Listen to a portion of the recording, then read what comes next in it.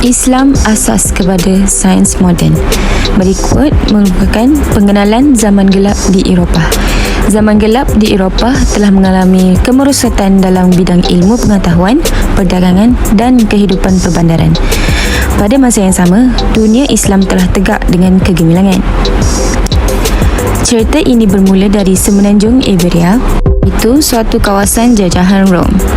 Terdapat satu buku Roman History yang menceritakan bagaimana penindasan orang Rom terhadap kaum Goth.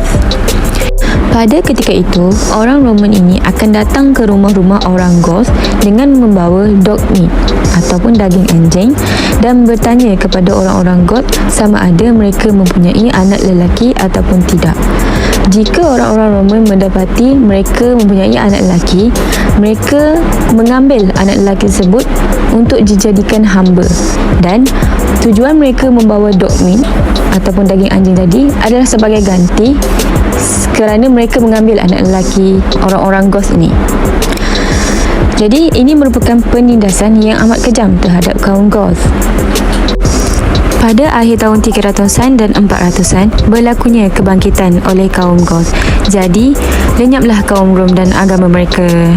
Kaum-kaum Goth ini juga menggantikan agama rasmi sebagai Kristen Katolik.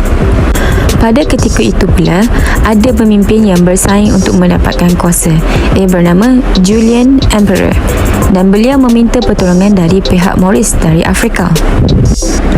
Pada ketika itu, puak Moris dipimpin oleh seorang gubernur yang bernama Musa bin Nusair. Musa bin Nusair ini seorang yang sangat cekap dari segi kepimpinan. Ketika itu, Musa bin Nusair mendapati bahawa kaum Julian Emperor ini hendak bersepakat. Jadi, Musa bin Nusair melaporkan perkara ini kepada Khalifah Umayyah di Damsyik, di mana ketika itu Khalifah yang bernama Al-Walid bin Abdul Malik. Sejurus Al-Walid bin Abdul Malik mendapati perkara ini, beliau terus membuat persediaan segerombolan askar yang ketika itu dipimpin oleh panglima yang bernama Tariq bin Ziyad. Tariq bersama segerombolan askar itu menuju ke Afrika bersama-sama puak Moris menyeberang ke Selat Gibraltar. Ringkasnya, tertawanlah semenanjung Iberia di bahagian selatan disebabkan Islam sudah mula menunjukkan standard yang sangat tinggi dan sangat menghormati bangsa dan agama-agama lain. Secara automatiknya mereka mahukan kepimpinan Islam digantikan dengan kerajaan Goth pada ketika itu.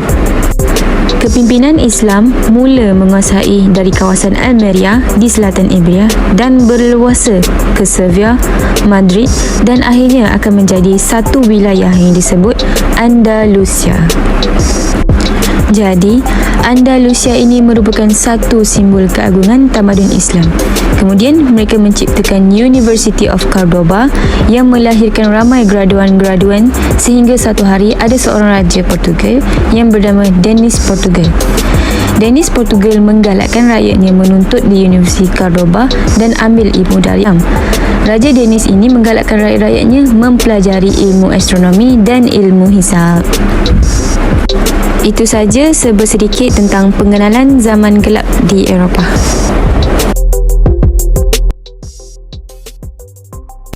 Kedatangan Islam ke Eropah bermula dari kurun 11 hingga 13 Masihi.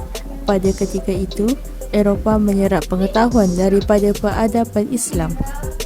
Pelbagai sumbangan oleh tamadun Islam terutamanya dalam beberapa aspek seperti kesenian, seni bina, perubatan, revolusi pertanian, muzik, falsafah dan teknologi. Titik perhubungan antara dunia Eropah dan Islam meluas pada zaman pertengahan, iaitu selepas zaman gelap yang melanda Eropah.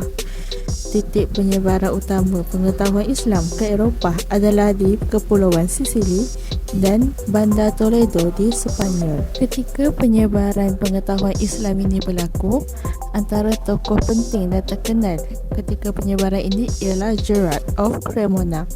Beliau amat terkenal kerana menterjemahkan karya-karya saintifik dari bahasa Arab dan Yunani ke bahasa Latin. Di Sisili pula, berikutan penaklukan pulau itu oleh tentera Islam pada tahun 965 Masihi, telah timba budaya Arab Norman yang lalu diteladani oleh pemerintah-pemerintah seperti Roger II yang mempunyai ramai tentera, penyair dan ahli sains Islam di istananya. Sebagai contoh, Tabula Rogeriana atau dikenali buku berkaitan penjelajahan selesa ke tanah jauh karya Muhammad Al-Idrisi telah diberi kepada Roger.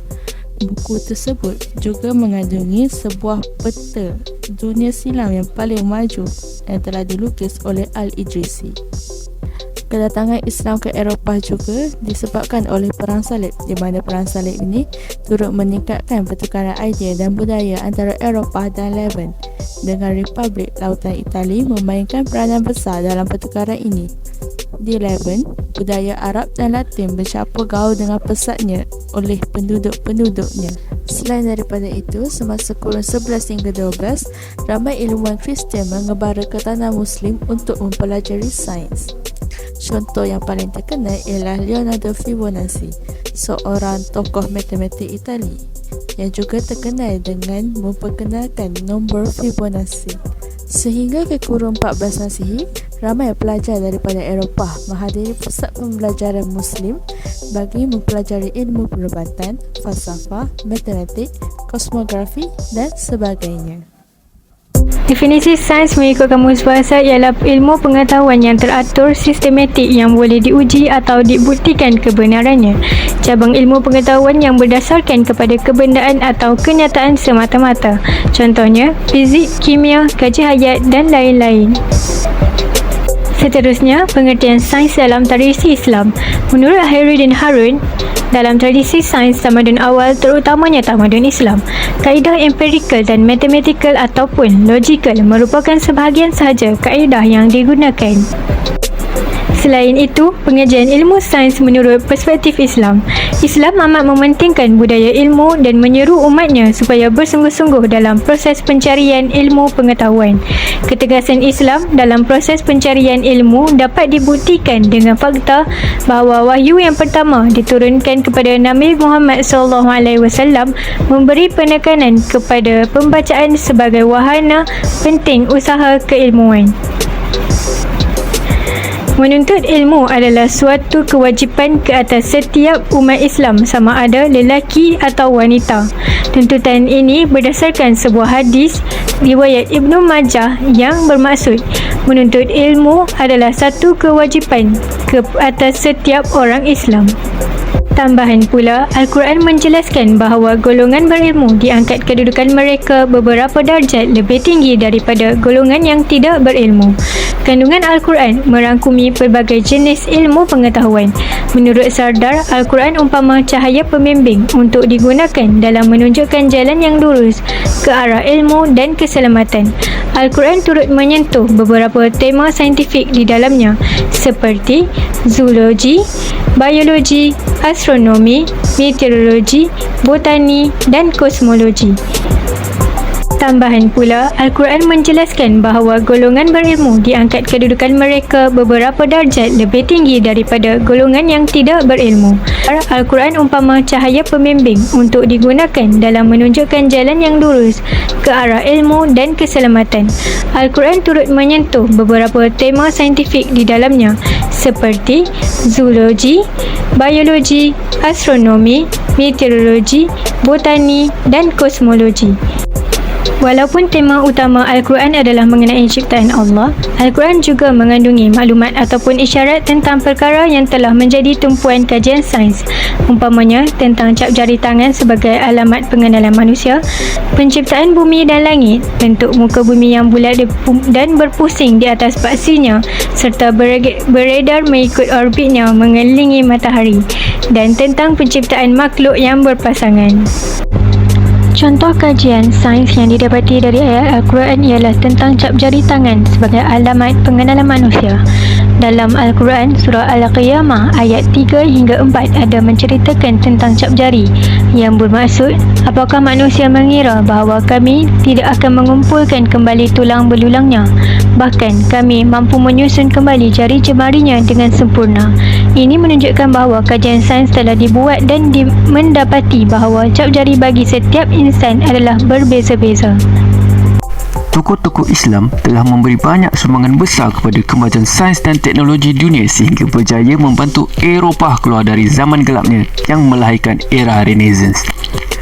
Dari segi sains perubatan, Abu Ali Al-Husain Ibnu Abdullah Ibnu Sina atau lebih dikenal dengan gelaran Ibnu Sina telah menghasilkan satu karya perubatan yang hebat sehingga mengatasi karya perubatan yang dihasilkan oleh Gill dan Hippocrates. Karya beliau dikenali sebagai kitab Al-Qanun fi Al-Tib yang mengandungi 14 jilid yang menceritakan hubungan antara emosi dengan perubatan sistem badan, kepentingan air tulen untuk minuman, pengaruh iklim terhadap penyakit dan rawatan penyakit gila dan penyakit malaria. Di barat, Ibnu Sina lebih dikenali sebagai Avicenna. Karya beliau juga telah menjadi sumber rujukan perubatan oleh bangsa Eropah dan tamadun Islam. Muhammad bin Musa Al-Khawarizmi atau lebih dikenal dengan Al-Khawarizmi pula adalah tokoh terulung matematik. Beliau juga merupakan sarjana terawal yang menulis buku aritmetik. Pelbagai karya telah dihasilkan oleh Al-Khawarizmi, antaranya ialah buku ringkasan mengenai proses pengiraan algebra dan persamaan. Al-Khawarizmi juga telah memperkenalkan angka Arab ke dunia barat yang disebut sebagai algoritmus yang diambil sempurna nama Al-Khawarizmi. Antara tokoh ilmuwan Islam yang terkenal dalam bidang astronomi ialah Abu Ar-Rayhan Muhammad bin Ahmad Al-Biruni yang berasal dari Parsi. Beliau dikenali sebagai Al-Biruni kerana beliau merupakan orang asing bagi penduduk Khawarizmi menurut kitab Al-Ansab yang ditulis oleh Sam'ani. Al-Biruni mendedahkan tentang pengaruh matahari dan bulan dalam menentukan musim dan pasang surut air laut. Beliau juga menyatakan pengetahuan beliau tentang bintang-bintang dan kedudukannya memberi impak yang besar dalam menentukan arah pengembaraan dan perjalanan. Sumbangan dan teori astronominya yang penting adalah seperti kalender dan kronologi. Beliau telah menulis risalah kecil mengenai siang dan malam dan mencipta sejenis alat untuk mengukur masa dan waktu. Rujukan-rujukan awal yang ditujukan oleh Khalifah Islam dalam memberi dan menjamin hak asasi setiap penganut agama yang mana mereka boleh hidup aman damai di bawah pemerintahan Islam. Oleh sebab itu, umat Islam, Kristian dan Yahudi saling membantu mewujudkan keilmuan yang baik terutama di Cordova. Kesimpulannya, demi mencapai kemajuan, kerjasama antara kaum harus diberi tumpuan yang wajar bagi meningkatkan kerjasama dan kefahaman dalam kalangan masyarakat.